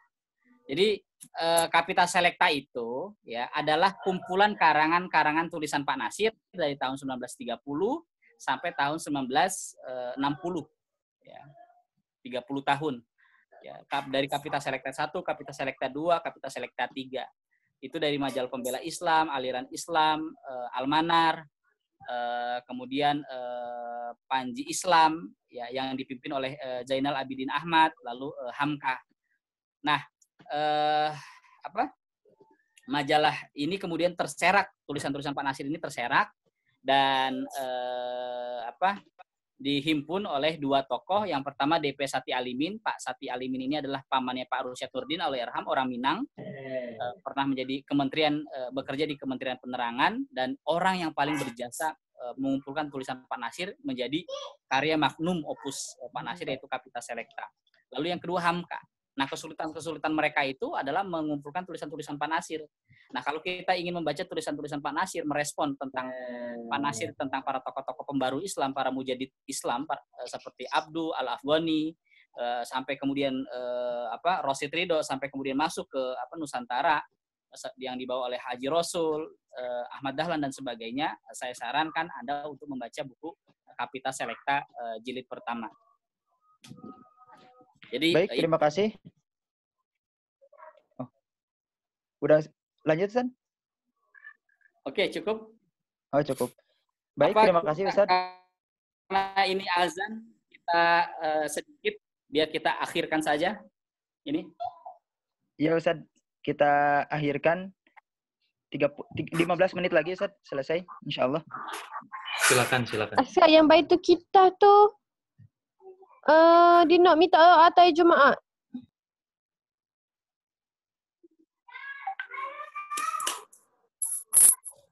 Baik, kita lanjut. 15 menit lagi waktunya. Ini ada pertanyaan lagi, apakah dari Kang Rizky, Aji, apakah ada dari keturunan Pak Nasir yang melanjutkan jejak beliau dalam pergerakan dakwah Islam di Indonesia, sebagaimana yang kita ketahui terhadap Hamka dan putra-putranya? Apakah ada yang meneruskannya, Ustaz? Silakan Mukang Fahri atau Ustaz Nur Hadi. Ustaz Hadi lebih kenal putra-putranya. Ya, alhamdulillah. Ini azan, kita tunggu bentar ya. Boleh, Ustaz, kita break dulu. Kita break dulu bentar.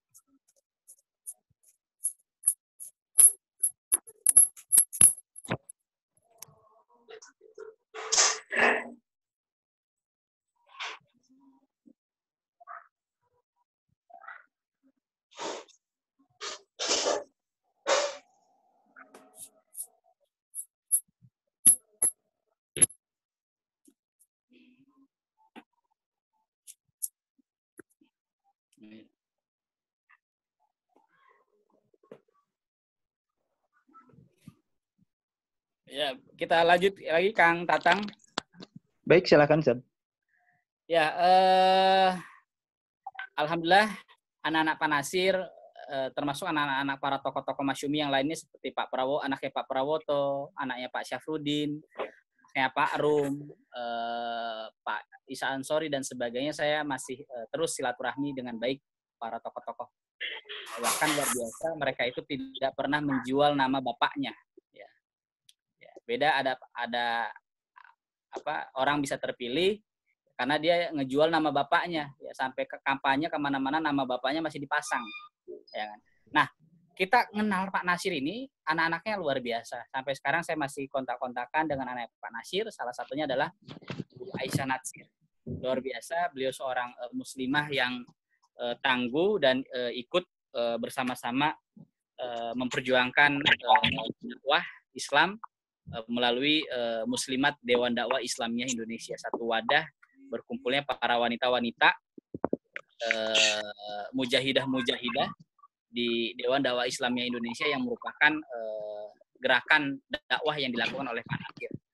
Jadi itu alhamdulillah keluarganya Pak Nasir dan berikutnya meneruskan jejak-jejak Pak Nasir.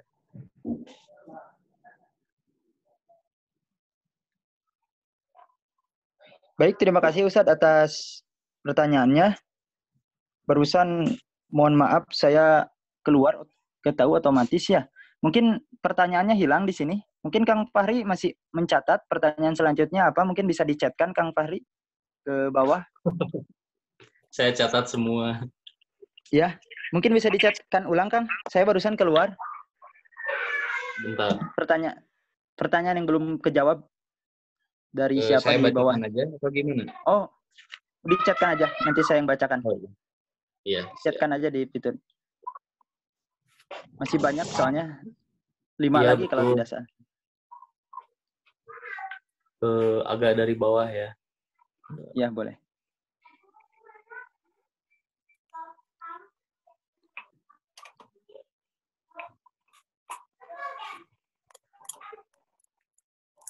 Urutannya terbalik ya. Ya, baik. Urutannya terbalik ya. Kayaknya nanti ya. Yang bawah-bawah itu nanti mungkin bisa dijawab via grup ya Kang ya. Ini masih banyak soalnya. Udah Kang, 3 lagi berarti ya? Iya, sebentar.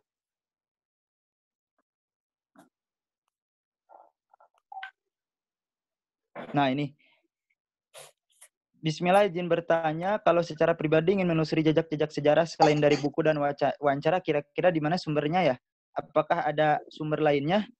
Ini silakan Kak Ustadz Hadi bisa menjawab apakah ada sumber lain? Apa? Bisa diulang lagi? Ada pertanyaan.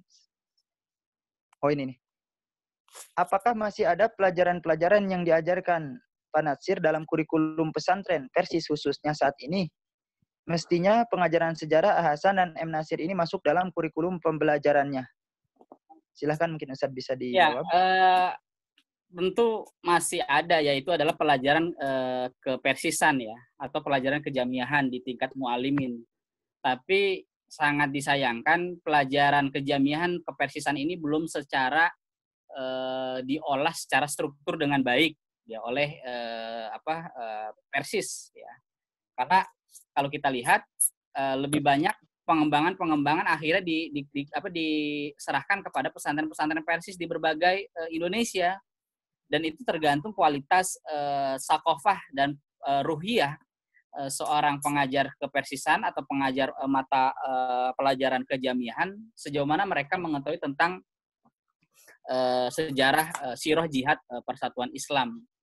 Ditambah banyak yang ngajarin lebih banyak masalah konun asasi, konun dahili ya, atau anggaran dasar, anggaran rumah tangga ya, sehingga anak-anak santri liar, pusing gitu.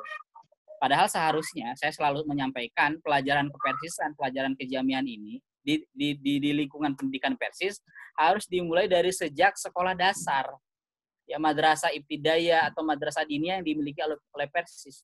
Ataupun paling tidak mulai dari sanawiyah, dari SMP.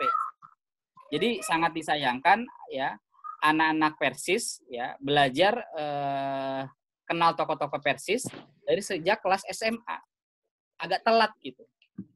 Kalau kita berkaca kepada saudara kita, misalkan Muhammadiyah, pelajaran kemuhammadiyahan itu dari sejak SD.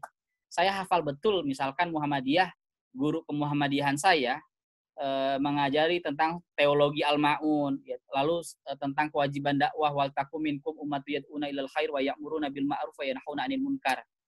Nah, ayat-ayat dakwah, ayat-ayat al-ma'un, ya, ayat-ayat al-asr, ayat-ayat tentang spirit yang para tokoh-tokoh Muhammadiyah mendapatkan inspirasi, itu diajarkan di sekolah-sekolah di sekolah-sekolah Muhammadiyah dalam pelajaran kemuhammadiyahan. Oleh karena itu, ya, tokoh-tokoh Persis hari ini, lembaga-lembaga pendidikan Persis harus lebih serius mengenalkan tokoh-tokoh persatuan Islam, dan saya kira ini bukan bagian dari asobiyah, ya.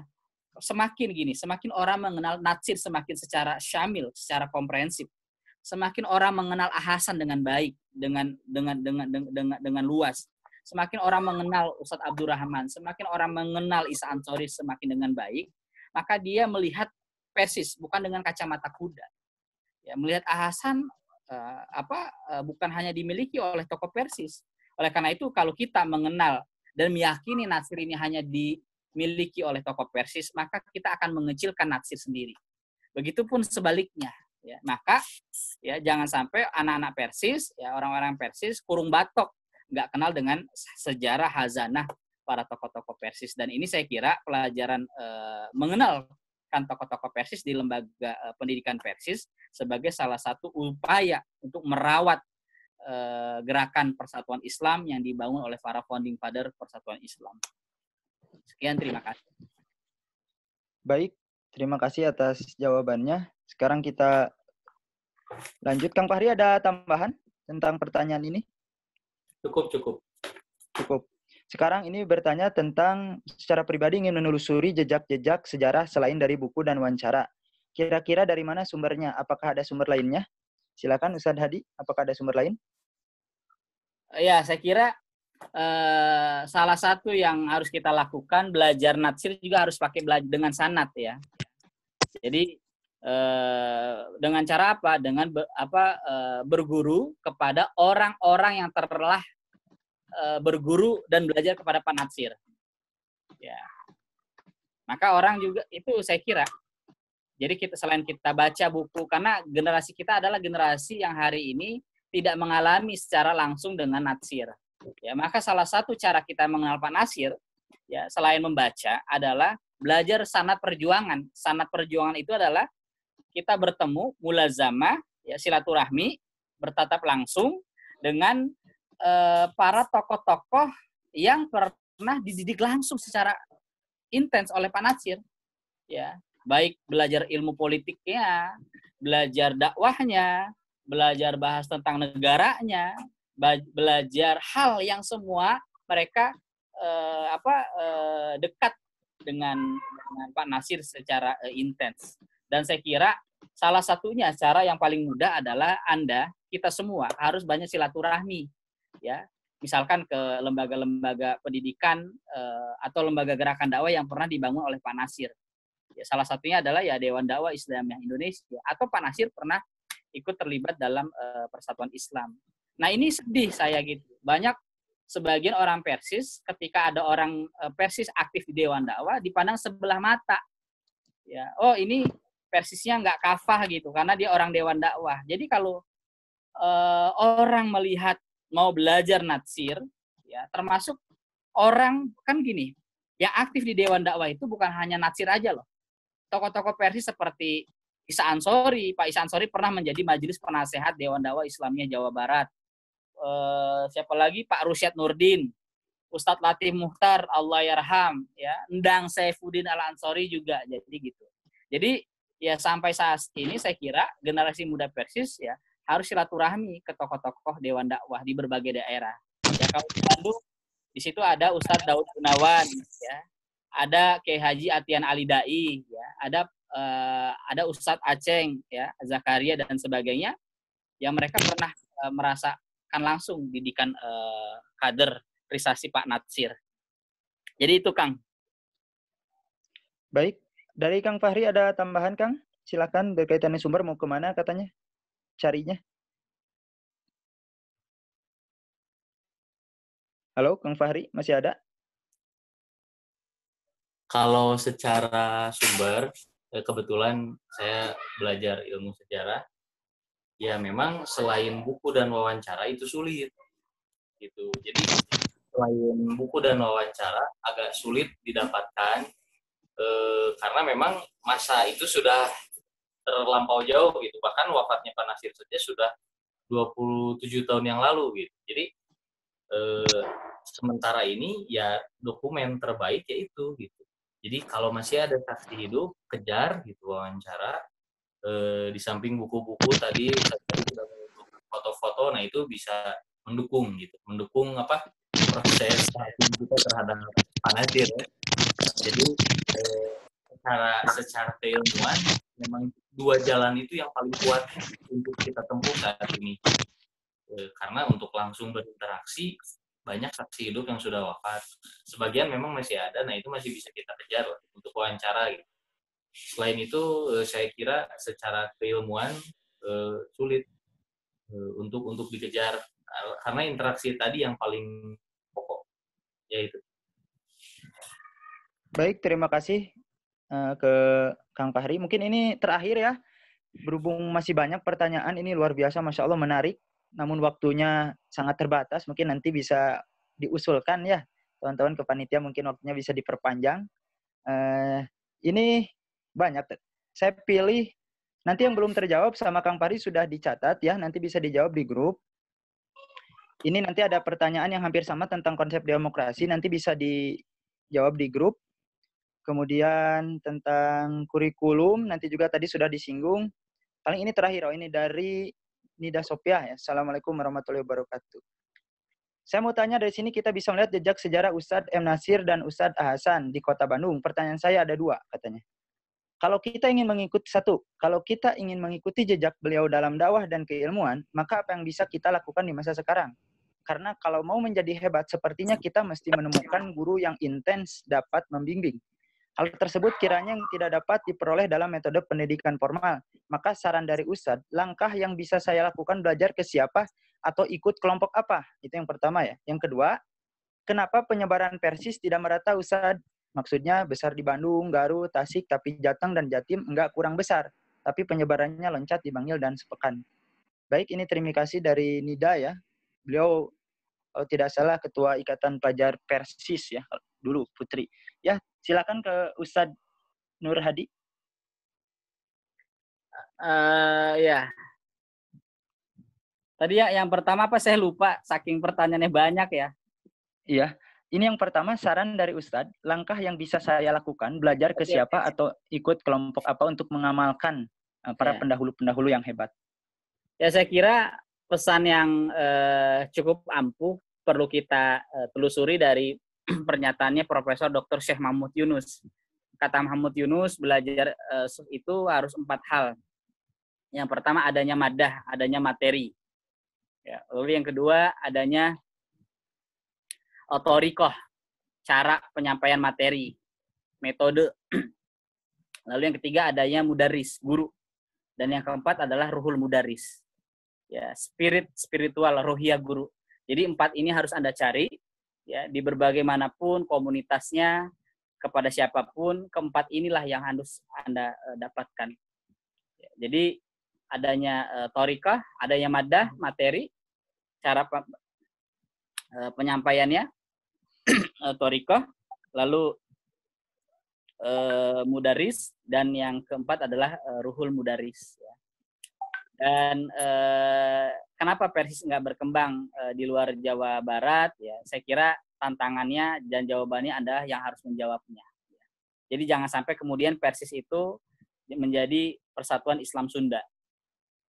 Dan saya bukan orang Sunda ya. Jadi itu yang harus kita jawab ya. Agar kesan orang ya, Persis itu bukan menjadi Persatuan Islam Sunda ya. Tapi tersebar kemana-mana. Karena kalau kita lihat tiras majalah pembela Islam ini luar biasa. Bahkan dari tahun 1930 sampai tahun 1950-an, Persis itu diisi oleh orang-orang Minang. Fahrudin Al-Hahiri, Isa Ansori, Natsir, Rusyad Nurdin, ya, Kiai Haji Firdaus AN, mereka tokoh-tokoh Persis. Dan mereka orang-orang Minang. Bahkan orang Semarang, Kiai Haji Munawar Holil, pernah menjadi ketua Majelis Ulama Persis, Dewan Hisbahnya. Lalu Kiai Haji Imam Aziz, lalu Kiai Haji Kiai Haji Imam Al-Ghazali dari Solo itu pernah aktif di Persis. Bahkan Hasbi Asidiki pernah masuk Persis. Jadi kita harus buka dokumen-dokumen sejarah itu dengan lengkap sehingga atmosfer ya, cakrawala sakofah kita ya, bicara Persis itu bukan bicara Bandung. Jadi jangan sampai orang sampai sekarang jadi pengurus pusat ya, tapi mentalitasnya mentalitas Bandung, bukan mentalitas nasional. Dan itu saya kira perlu membaca sejarah Persis dengan baik, dalam hal ini tokoh-tokoh Persis, dalam hal ini Natsir. Baik, terima kasih Ustadz atas jawabannya. Mungkin dari Kang Fahri ada jawaban terakhir sekaligus penutup, Kang, terkait pertanyaan ini, kenapa persebaran Persis kok tidak merata katanya? Kalau itu mungkin nanti bisa penanya boleh chat saya aja ya, maksudnya untuk yang itu. Yeah. Nah, untuk pertanyaan yang sebelumnya yang bagaimana caranya juga ya tidak berbeda jauh sebetulnya lewat cara mulazamah seperti yang Ustaz Hadi lakukan gitu. Nah, karena memang waktu kita terbatas, jadi insya Allah bagi yang ingin ditanyakan silakan aja nanti chat di grup, kan ada kontak saya. Insya Allah untuk yang pertanyaan soal sebaran kenapa tidak merata itu, insya Allah nanti saya jawab. Closing statement, Kang, sekaligus. Ada closing statement 1 menit pembahasan kita hari ini. Baik. Berbicara Muhammad Natsir itu bukan berbicara sebatas aktivisme semata. Kalau dalam istilah Profesor Sohirin, ya aktivism and intellectualism. Jadi yang perlu kita ingat, sebelum Pak Natsir menjadi tokoh yang begitu hebat, begitu terkenal di alam Islam, di dunia Islam, ingat bahwa beliau pernah tenggelam, bahwa beliau pernah lama di satu tempat. Untuk apa? Untuk belajar sebelum akhirnya turun gunung berdakwah. Sekian. Semoga bermanfaat. Baik, terima kasih. Terakhir dari closing statement 1 menit, Ustadz, pembahasan kita hari ini. Baik, tadi ada yang nanya tentang Natsir dan demokrasi. Anda bisa baca bukunya ini, ya, Islam, Nationalism and Democracy, A Political Biography of Muhammad Natsir. Ini ditulis oleh istrinya Jos McTurnan Kahin, yaitu Audrey Kahin. Ya, insya Allah saya masih punya janji sama Kang Fahri, buku ini saya kirimi nanti ya, besok. Ditunggu. Ya. Ya, jadi untuk menjadi pewaris sejarah, maka belajarlah sejarah, karena sejarah ini menjadi alat untuk kita melaju masa depan. Orang yang tidak pernah belajar sejarah, mereka akan buta, mereka tidak akan bisa melanjutkan ya pewaris dari para tokoh-tokoh yang telah mewarisi bangsa ini dengan baik, yaitu Pak Natsir. Sekian, Assalamualaikum warahmatullahi wabarakatuh. Waalaikumsalam warahmatullahi wabarakatuh. Baik, terima kasih atas kedua pemateri. Ini mungkin ada pernyataan juga terakhir dari peserta ya, Pak Muhammad Farid Wajdi. Terima kasih atas diskusi yang luar biasa. Ini testimoni dari peserta. Mengingatkan saya akan kepustakaan yang selama ini terabaikan di rumah. Saya mewarisi beberapa buku karya Muhammad Natsir dan majalah yang banyak memuat tulisan M. Natsir. Kebetulan Bapak punya toko buku di era tahun 70 dan berhenti di tahun 75-an. Otomatis buku yang tidak terbeli menjadi kepustakaan pribadi sampai sekarang. Nah, itu mungkin bisa jadi narasi referensi baru ya. Bisa dihubungi nanti itu, Pak. Kan aja nanti ke Tamadun, Pak. Nah, itu nanti Pak diinfakkan katanya Pak Muhammad Farid ke Tamadun katanya. Nanti, biar adil diwakafin ke 2 tempat, Tamadun sama Rumah Mulia. Nah, biar jadi jariah. Boleh 3 juga ke Lawang Buku katanya. Ke Lawang Buku boleh. Kalau ke Lawang Buku nanti dipajang. Oh, dipajang ya. Baik, terima kasih kepada semua peserta. Menarik ya pembahasan kita kali ini. berhubung waktunya terbatas, kami juga ucapkan terima kasih jazakumullah khairan katsirun kepada Ustadz Nur Hadi. Luar biasa membuka kita semua ya. Belajar kita masih jauh ternyata. Buku-bukunya juga kita masih sedikit mungkin ya. Ustadz Nur Hadi lagi mengumpulkan 5.000 ya. Mudah-mudahan menginspirasi. Kang Fahri juga luar biasa perpustakaan Rumah Mulianya. Mudah-mudahan menginspirasi kita semua. Dan terima kasih kepada semua peserta. Insya Allah kita ketemu lagi di perbincangan-perbincangan selanjutnya dengan Insya Allah. tema-tema tokoh-tokoh yang berbeda, yang tetap fokus menelusuri jejak tokoh di Bandung ya. Insya Allah pekan selanjutnya kita tunggu infonya. Kita akan ada Hasan, Buya Hamka, Pak Cokro, dan yang lainnya masih banyak insya Allah. Terima kasih. Cukup sekian dari saya selaku moderator. Mohon maaf jika ada kekurangan dalam memimpin acara kali ini. Saya cukupkan sekian dan tutup doa kifarah majelis. Subhanakallahumma bihamdika asyhadu an la ilaha illa anta astaghfiruka wa atubu ilaik. Wassalamualaikum warahmatullahi wabarakatuh. Saya kembalikan kepada host ya, ke Kang Rizky atau Kang Denny. Oke, hatur nuhun Kang. Terima kasih atas sharingnya. Ditunggu buku-bukunya. Siap. Siap. Nanti silaturahim ke Kang Hadi, saya mau silaturahim ah. Wajib bawa buku nanti ya. Kalau silaturahmi wajib nyetor buku nanti. Wakaf buku wajib. Insya Allah siap Ustaz. Siap, siap. Atur nuhun. Siap, siap. Siap, Salam. Kang Denny, sami-sami. Mudah-mudahan manfaat.